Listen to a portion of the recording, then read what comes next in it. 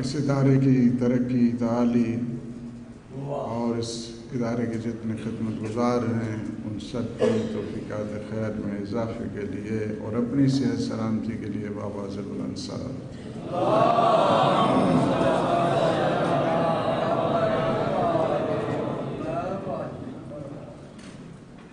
اعوذ باللہ من الشیطان الرجیم بسم اللہ الرحمن الرحیم الحمد للہ الذی قصرت عن رؤیته ابصار الناظرین وعجزت عن موته أوهام الواصفين الصلاة والسلام والتحية والإكرام على النبي المؤيد والرسول المسدد المصطفى الأمجد المحمود الأحمد سيدنا ونبينا والشفيع ذنوبنا وطبيب نفوسنا أبي القاسم محمد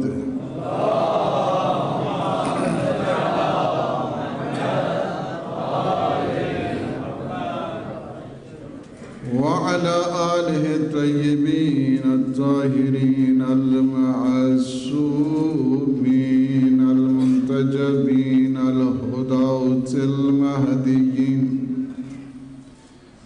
سيما بقية الله في العالمين روحي وأرواح العالمين للتراب مقدمه الفداء أما بعد فقد قال الله سبحانه وتعالى في محكم الكتاب المبين بسم الله الرحمن الرحيم ومن يخرج من بيته مهاجرا إلى الله ورسوله ثم يدركه الموت فقد وقع أجره على الله وَكَانَ اللَّهُ غَفُورًا رَحِيمًا سلامت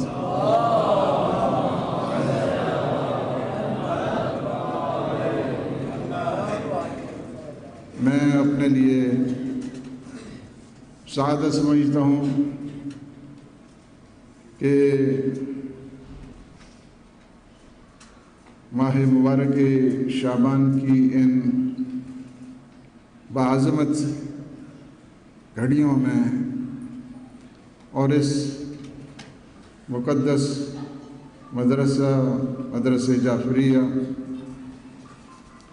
میں اللہ نے یہ سعادت ہمیں دی ہے کہ ہم چند دقائق آپ کی خدمت میں گفتگو کریں اور میں شکر گزار ہوں اپنے برادر بزرگوار حجت الاسلام والمسلمین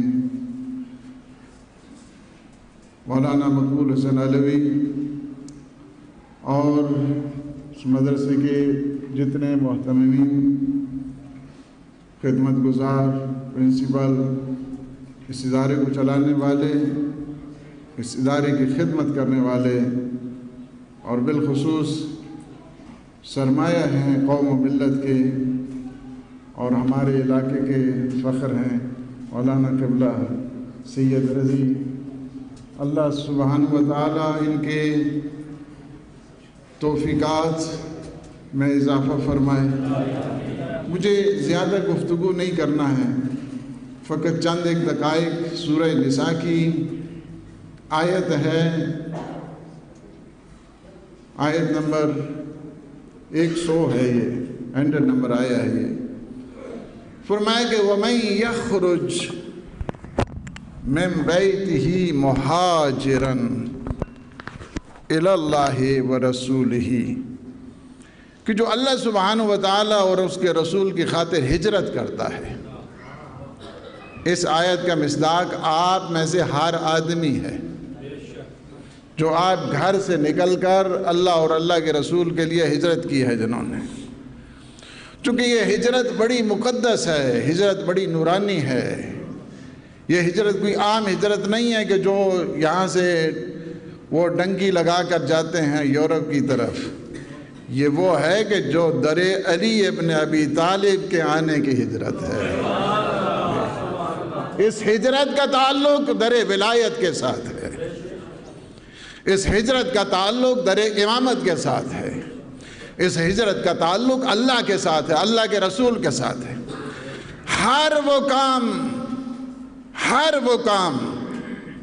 کہ جو اللہ اور اللہ کے رسول کی خاطر ہوا کرتا ہے، اسلام نے اسے ہجرت قرار دیا ہے.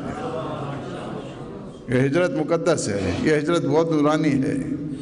اسی وجہ سے مفسرین نے اس ہجرت کو، یہ جو ہجرت ہے وَمَنْ يَخْرُجْ مِنْ بَيْتِهِ مُحَاجِرًا إِلَى اللَّهِ وَرَسُولِهِ ثُمَّ يُدْرِكُهُ الْمَوْتُ فَقَدْ وَقَعَ أَجْرُهُ عَلَى اللَّهِ وَكَانَ اللَّهُ غَفُورًا رَحِيمًا.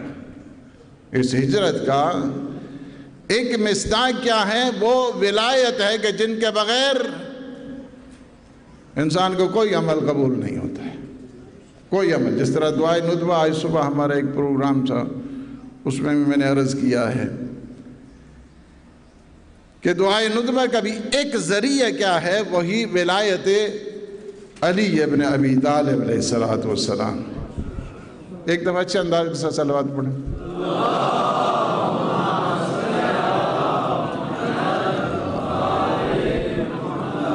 آپ ایک دفعہ صلوات پڑھتے ہیں، اللہ آپ پہ 10 مرتبہ صلوات پڑھتا ہے.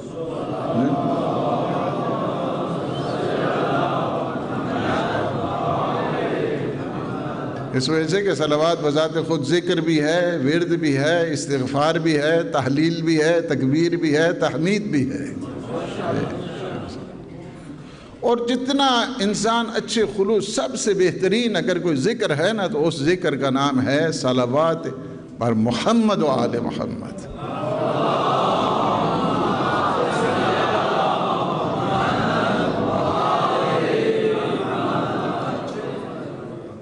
سب سے بہترین جو ذریعہ ہے. اسی وجہ سے فرمایا کہ ولایت امیر المؤمنین، جو سرمایہ ہے سارے دین کا. اور ہمیں فخر ہے کہ اللہ نے ہمیں مولا امیر المؤمنین کی ولایت نصیب کی ہے. اس وجہ سے کہ کوئی انسان بھی اگر بہت ساری ایک شرط قبولیت اعمال جس کو کہا جائے وہ ولایت علی ابن ابی طالب ہے. اگر کوئی انسان اتنی عبادت کرے، فرمائے کہ یا علی لو ان عبدن، یا علی کہہ کے پکارا ہے، یا علی، تو یا علی 1000 سے زیادہ حدیثوں میں ہے. یا علی، یا علی سے شروع ہوتی ہیں حدیثیں، یا علی سے اس کا آغاز ہوتا ہے. تو یا علی کہنا یہ سنت مصطفیٰ ہے، یہ بدعت نہیں ہے.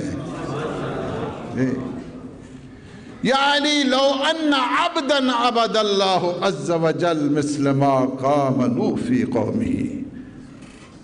اے علی، اگر کوئی اتنی عبادت کرے کہ جتنی حضرت نوح نے اپنی قوم میں کی ہے، اللہ اسے اتنا رزق دے دے کہ وہ کوہ احد کے پہاڑ جتنا سونا راہ خدا میں دے دے، اللہ اس کی زندگی کو اتنا دراز کرے کہ وہ 1000 حج پاپی ادا کرے، اور آخری حج کے دوران صفا اور مروہ کے درمیان مارا جائے، اگر تیری ولا کا دم نہیں بھرتا جنت جانا کجا، جنت کی خوشبو تک نہیں سونگھ سکتا.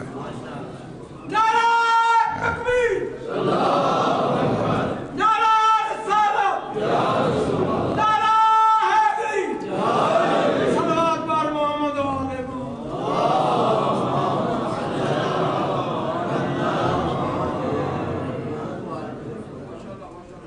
اس آیت کا ایک مصداق معرفت امام زمانہ، معرفت امام زمانہ.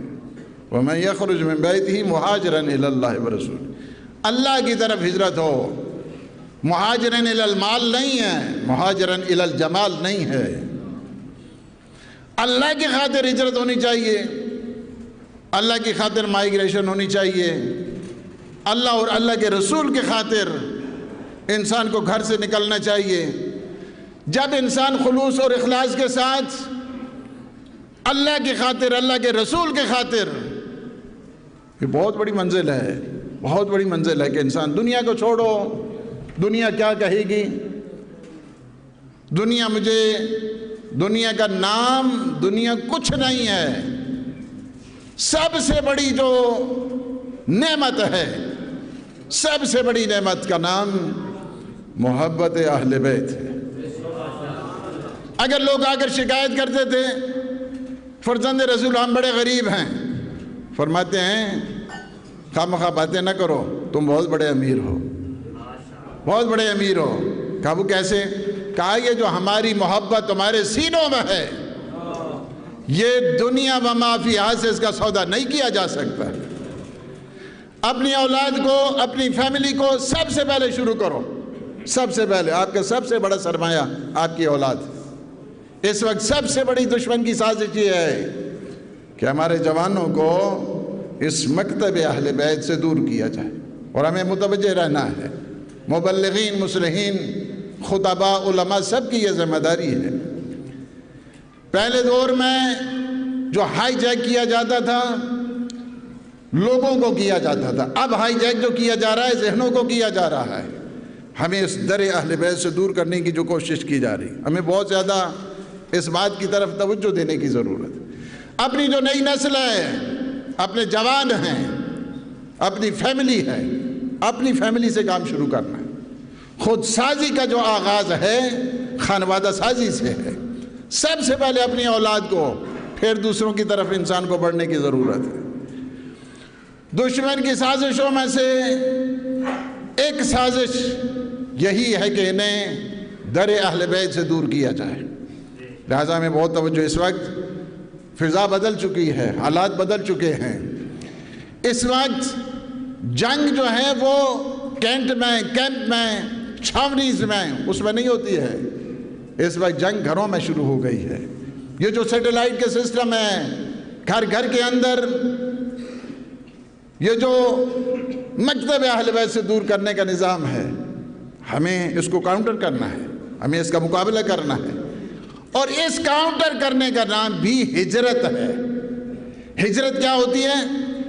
گناہ سے نکل کر عمل خیر کی طرف آیا جائے، غلط کاموں سے نکل کر صحیح کاموں کی طرف آیا جائے، بے ایمانی سے نکل کر ایمان کی طرف آیا جائے۔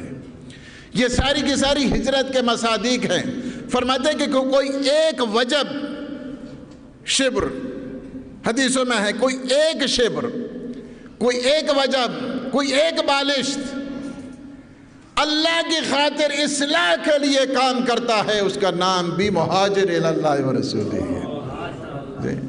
ہجرت ہمیں کرنی ہے، اصلاح کرنی ہے۔ تبلیغ کے جتنے کام ہیں، تحصیل کے جتنے کام ہیں، اپنے جوانوں کو علم کی طرف ہمیں جانے کی ضرورت ہے، یہ بھی ہجرت ہے۔ اسلام نے علم کے سلسلے میں کسی قسم کی کوئی باؤنڈریز نہیں رکھی ہے۔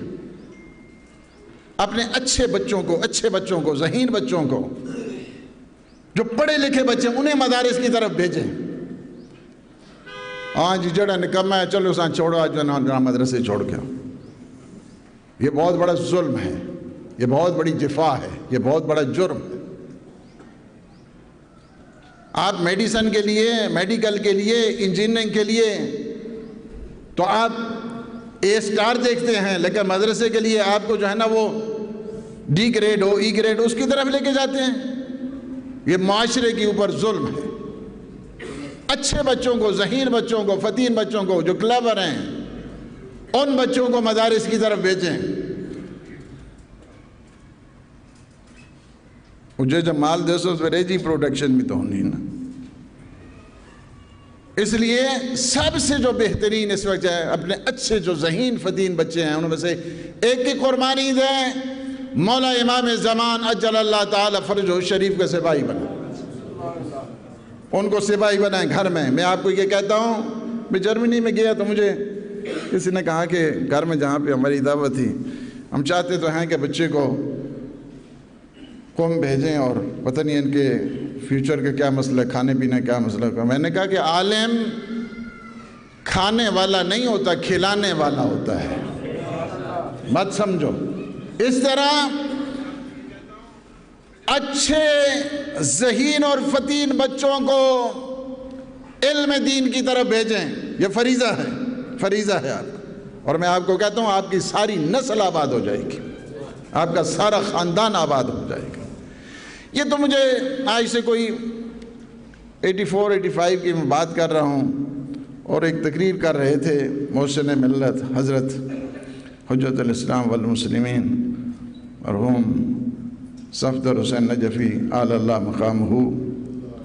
قوم میں ایک تقریر کر رہے تھے، وہ بڑا خوبصورت نقطہ انہوں نے لگایا، اور اس میں انہوں نے بات کی کہ جب مدرسے میں بچے کو چھوڑنے کے لیے جاتے ہیں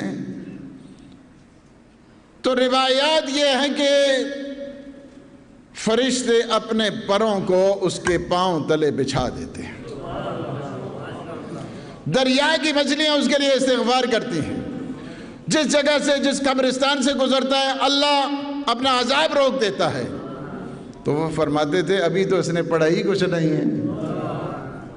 جو اللہ نے اتنی بڑی شان رکھی ہے، جتنی بڑی شان رکھی ہے اللہ نے. اس وجہ سے میں کہتا ہوں علم، جوانوں سے میں یہ کہوں گا، علم کو ہمیشہ، علم کو، تمہیں اچھے انجینئر بننا چاہیے، تمہیں اچھا ڈاکٹر بننا چاہیے، تمہیں اچھا اکاؤنٹنٹ بننا چاہیے، تمہیں اچھا مہندس بننا چاہیے.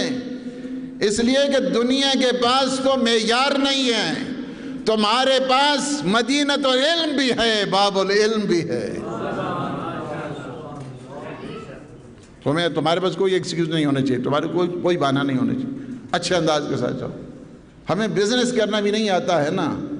اصل میں یہ ہے، ہم وہی کام جو میٹرک کے بعد اگر بچے کو بھیج دیں، وہی کام اگر آپ گریجویشن کے بعد بھیجیں، کتنا فرق پڑتا ہے، کتنا فرق ہے. قربانی دیں اپنے بچوں میں سے کوئی آدمی، کوئی بچہ بھی کم از کم اس کی گریجویشن ہونی چاہیے. کم از کم یہ تہیہ کر لیں، آپ تہیہ کر لیں اپنے آپ کو.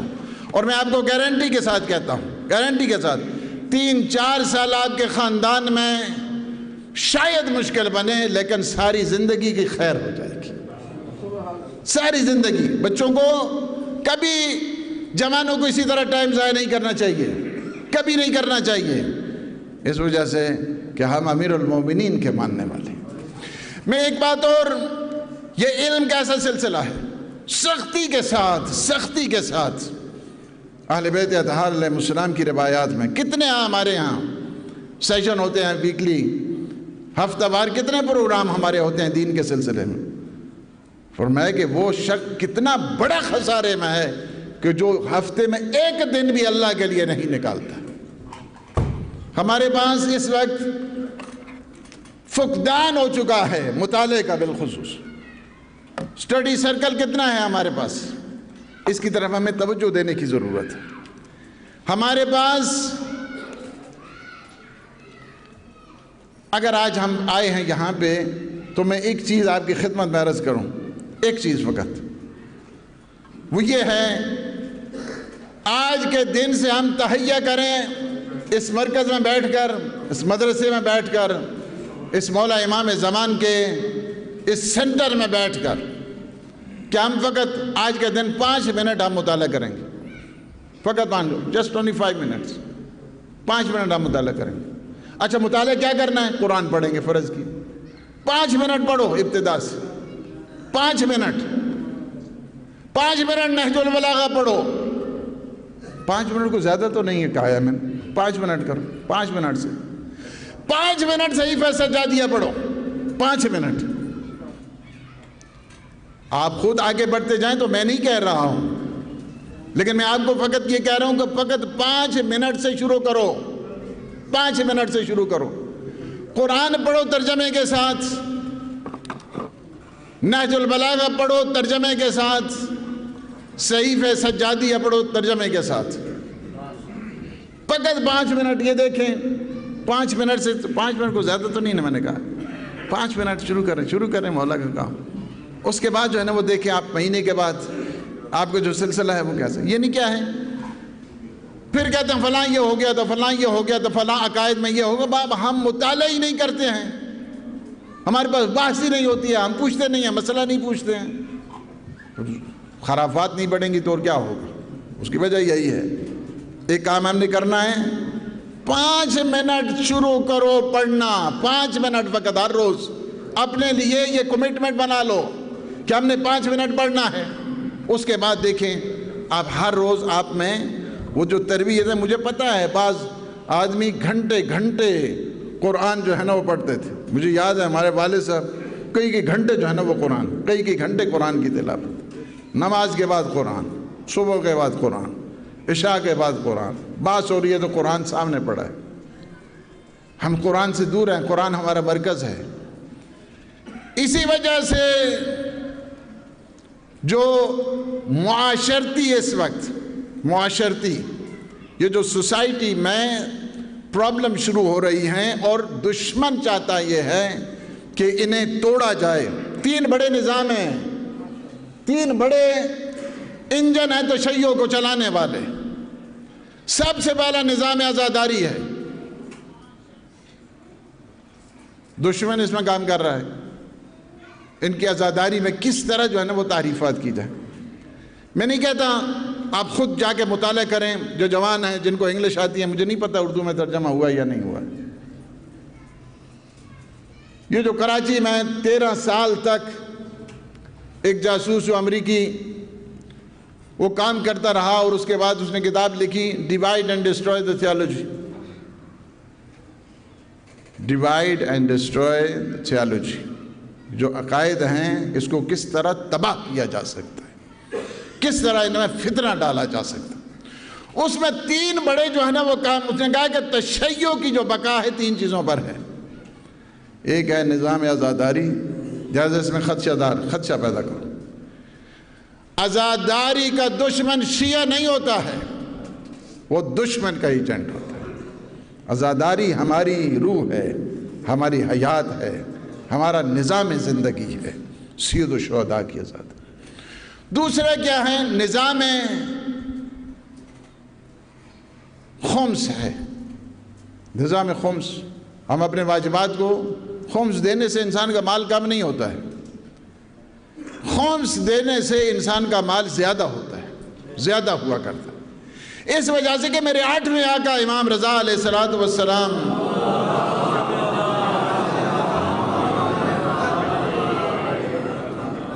فرماتے ہیں خمس روک کر ہماری دعاؤں کو مت روکو. خمس تمہارے رزق کی کنجی ہے، رزق کی کنجی ہے، تمہاری آخرت کا خزانہ ہے. یہ خمس ہے. او نہیں خمس نہ دے، وہ مولوی خواجہ نے فلان خواجہ نے. یہ سارے وہی باتیں کرتے ہیں جو خود خمس نہیں دیتے. یہ سارے وہی باتیں کرتے ہیں. مجھے تو یاد ہے، میں تو سب سے پہلے میں نے شہید حسینی علی اللہ مقامہ کو پہلا خمس جب دیا، طالب علم ہی، اب بھی طالب علم ہیں ہم لوگ، ساری زندگی طالب علم رہتا ہے. علماء تو معصومین علیہ السلام ہیں، ہم سارے طالب علم. 87 کی میں بات کر رہا ہوں، 86-87 کی. اس دن سے لے کر آج تک کوئی تاریخ خمس ایسی نہیں ہے کہ خمس نہ دیا. بابو خمس کیا ہے؟ ضمانت ہے صادق آل محمد کی، اہل بیت اطہار علیہ السلام کی طرف. لہٰذا اس میں بھی کہتا ہوں او نہیں خمس نہیں دینا نے، یہ سارا جڑا ہے سارا. اس کا کیا مطلب ہے؟ یعنی یہ شیعہ نہیں، شیعہ اور خمس نہ دے، یہ کیسے ہو سکتا ہے؟ اور شیعہ ہو کہے کہ ہاں جی جنہوں نے حق غصب کیا ان پہ یہ ہونا چاہیے، اور خود جناب خمس نہ دے. دشمن کی پالیسیوں ہیں. ویسے پہلی یہ ہے کہ نظام عزاداری میں خدشہ جو ہے نا وہ پارے. دوسرا کیا ہے؟ ویسے وہ میں دوسری تقریریں بیانیاں ہو جڑیاں جی سنو صلوات و محمد والے.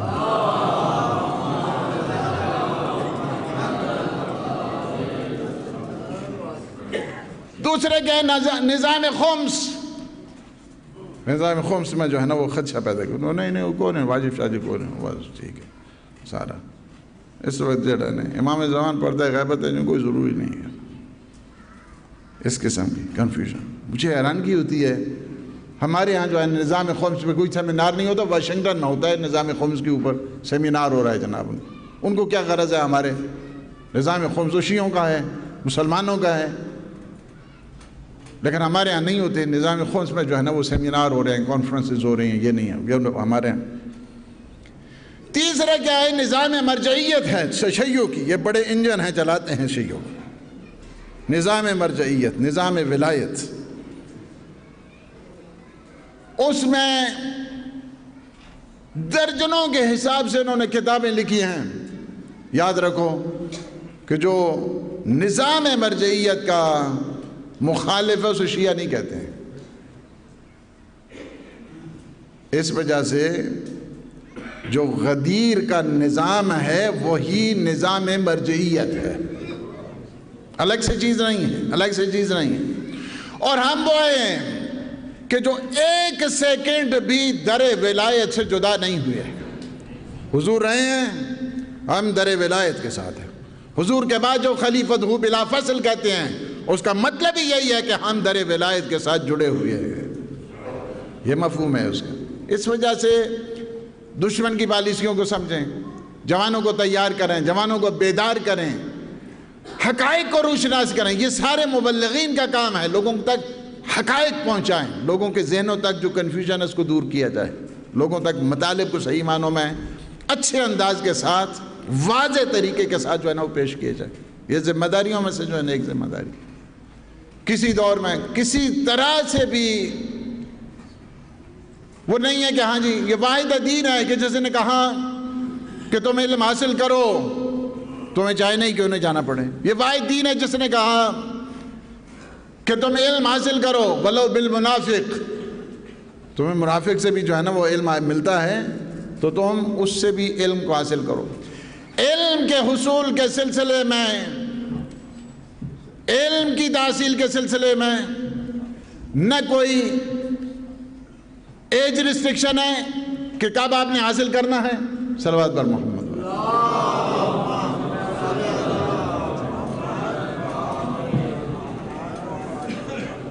علم کے حصول کے سلسلے میں کوئی ایج ریسٹرکشن نہیں ہے کہ ہاں جی کب ہم نے حاصل کرنا ہے.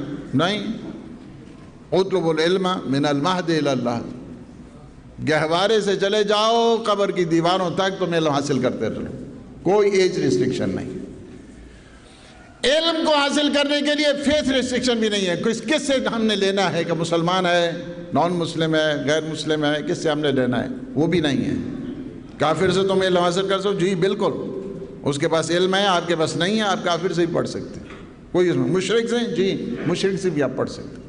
منافق سے, جی آپ منافق سے بھی پڑھ سکتے ہیں. اسی وجہ سے تو فرمائے کہ یہ علم منافق کے سینے میں اچھلتا رہتا ہے جب تک سینے مومن میں نہ آ جائے. اس وجہ سے علم کا حصول. اب جنگ بدر میں دیکھیں جتنے پڑھے لکھے لوگ تھے 10 بچوں کو پڑھا, وہ سارے مسلمان تھے جو قیدی تھے, یا یہودی تھے یا نصرانی تھے, دونوں میں سے ایک تھے. جغرافیکل ریسٹرکشن بھی نہیں ہے علم کے سلسلے میں. کہاں سے ہم نے حاصل کرنا ہے؟ پاکستان ہے, ایران ہے, عراق ہے, امریکہ ہے, افریقہ ہے, کہاں سے ہم نے جہاں مرضی ہے علم جہاں سے تجھے ملے. اطلب العلم ولو بالسین. لہٰذا سب سے بڑی جو اس وقت ہماری, میں نے سرکار نے کہ اپنا مطالعاتی سرکل بناؤ, اپنا اسٹڈی سرکل ہونا چاہیے. خود اپنے لیے 5 منٹ سے شروع کریں اپنے لیے آپ کو.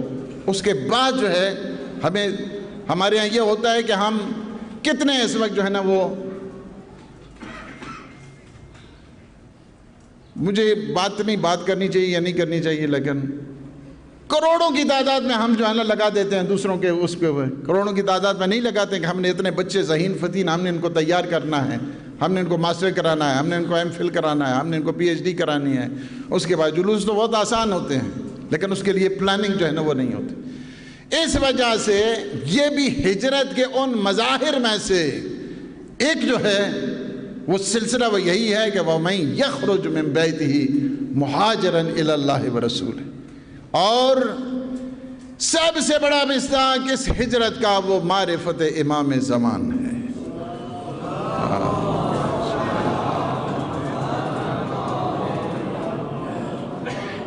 اور اس معرفت کے سلسلے میں پورے عقائد کا خلاصہ ہو گیا ہے، پورے عقائد کا خلاصہ۔ فرمایا دعائے معرفت پڑھا کرو، دعائے معرفت، معرفت امام زمان کے لیے دعائے معرفت پڑھا کرو۔ اور وہ کیا ہے کہ پروردگار اپنی ذات کی معرفت عطا فرما۔ اگر تو اپنی ذات کی معرفت نہیں دے گا، تیرے نبی کو نہیں پہچانوں گا۔ پروردگار اپنے رسول کی معرفت عطا فرما۔ اگر تیرے رسول کی معرفت نہیں ہوگی، تیری حجت کو نہیں پہچانوں گا۔ پروردگار اپنی حجت کی معرفت عنایت فرما، چونکہ اگر تیری حجت کو نہیں پہچانوں گا تو دین سے گمراہ ہو جاؤں گا۔ اللہم عرفنی نفسک فإنک ان لم تعرفنی نفسک لم أعرف نبیک۔ اللہم عرفنی رسولک فإنک ان لم تعرفنی رسولک لم أعرف حجتک۔ اللہم عرفنی حجتک فإنک ان لم تعرفنی حجتک ضللت عن دینی۔ اللہ سبحانہ وتعالی آپ کو اجر دے۔ ویسے میرے پاس ٹائم کی تو پابندی جب ہوتی ہے تو پھر بھی نہیں ہوتی ہے، لیکن آج ہو گئی ہے، اسی پہ ہم جو ہیں وہ بالکل جو مجھے کہا کہ پونے پہ ختم کرنا ہے تو پونا ہی ہو گیا ہے، پورا نہیں ہوا ہے۔ اللہ سبحانہ وتعالی آپ کو صحت دے، سلامتی دے اور اجر دے، اور قدم قدم جو آپ چل کے آئے ہیں اللہ سبحانہ وتعالی اس ہر قدم پہ آپ کو اجر جزیل عنایت فرمائے، اور اس ادارے کو کہ جو مولا کا مرکز ہے اس میں دن دگنی رات چوگنی ترقی نصیب فرمائے، اور اس کے جتنے خدمت گزار ہیں اللہ سبحانہ وتعالی ان سب کی توفیقات خیر میں اضافہ فرمائے۔ السلام علیکم ورحمۃ اللہ وبرکاتہ۔